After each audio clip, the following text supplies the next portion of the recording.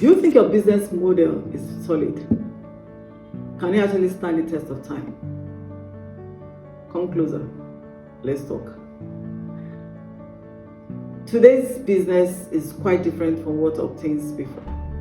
And I can tell you, in the next 1 year is going to be different because of the volatility of the business environment and because of the diversity we have right now.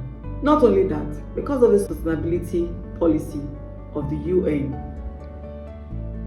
This is yours truly, Oluwadamilala Jumoke, reaching out to you today, and I want us to talk business.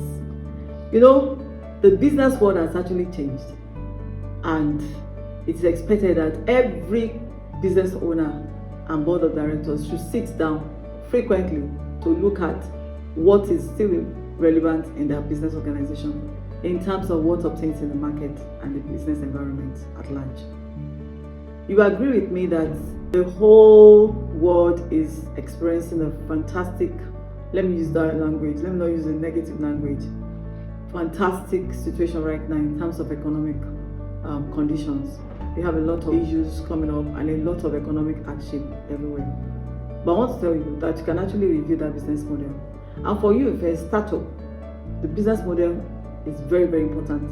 It's part of your planning stage for your organization. Because without a business model, there might not be a particular direction in which you want your business to go. So we're looking at the business model now. Business model helps you to create, to capture, and to deliver value. Value proposition is very, very important in any business you want to run. You must be able to state what you're bringing to the table, what's going to differentiate you from the other business. And it's a value that actually compels people to keep coming back to you, to keep patronizing you. It's a value that actually makes you to stand out amongst the rest. So, very, very important. Your business model has to be considered along nice significant areas. And with the UN 17 Millennium Development and Sustainable Goals, you have to have 2 more extra areas to think about. The first one is the value proposition, like I explained. The value proposition actually separates you from the others, and it actually differentiates your product amongst the others in the market.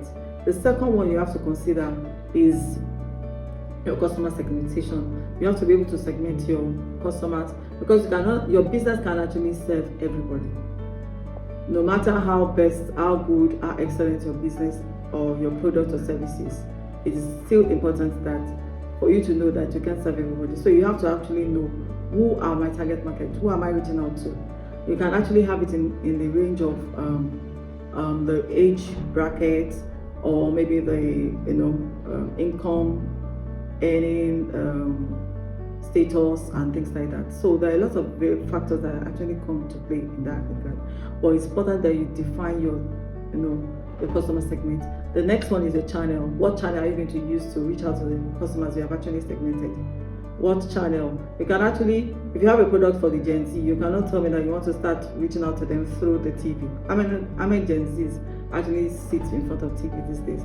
They have the smartphones and they have all the world to explore. So you can actually reach out through the social media or any other means that can actually be channeled through the smartphones.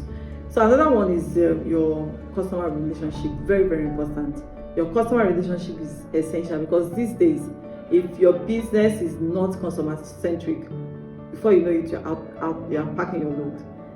Apart from profitability, apart from profit, apart from profitability, sustainability, and growth, the most important in your business right now is your customer centric policy. Your customers actually come first. Without the customers, there won't be any profit in the first place. Talk less of profitability and sustainability and growth. So you have to have a policy to take care of your customers and ensure that you retain them, so that they can actually serve as even referrals for you, to bring in more customers.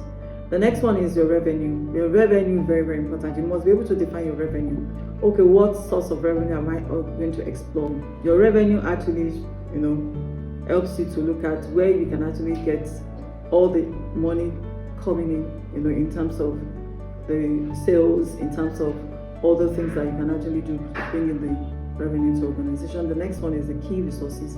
The key resources in terms of what you'll be needing for your production or what you'll be needing that is essential for your service to be delivered excellently and based on the value proposition you have. The next one is your key partners. Who are you going to be partnering with? Are you going to be outsourcing? Are you going to do collabo? Or are you going to be, have suppliers? Or are you going to have vendors? Are you going to have people who are going to help you in your logistics to be able to distribute and things like that? So you have to look at your key partners, and most importantly, this day and age, your key partners are actually your employees, because without the employees, nothing gets moving. The next one is your key activities. What are the activities that are going to revolve around your organization, your business, your core business activity? Please note, these days you can't actually be a jack of all trades. It's not important that you do everything by yourself. You can always outsource the areas you don't have expertise in, and let people who are brilliant in that space help you take care of that space. If you are a manufacturer and you know that a particular component of your product you might not be able to do it, why not just get somebody to supply you, or maybe import that particular aspect and do the final assembly in Nigeria or the country you reside in. Then the next one is this cost structure. I don't need to talk too much on that. Everybody has gone on a cost reducing policy in every organization right now because of what we are faced with the global economy right now. So it is important you look at your cost structure and ensure that you minimize it as much as possible. You don't need everybody in the office, and you don't need the brick and mortar anymore. We all know that already. So in any way you know that you can actually cut the overhead, please do well to do that, so that you can actually make profit and good margin on whatever you're selling. So now those are the 9 I've mentioned, and look at the 2 that you need to focus on now, which will make your business sustainable. And that is the beneficiaries. The beneficiaries we're looking at, the people in your community, in the environment which you operate your business from, the people there, how are you treating them? Are you helping in terms of CSR? Are you helping in terms to build their community, or you're just, operating that environment without any keen interest in the physical situation of that environment? So very, very important. You have to be careful that the environment you're operating in. And the last one is sustainability benefits. If you look at sustainability now, it's not just in terms of environment anymore. It has to do with your people, your own profits, and the place you're operating from.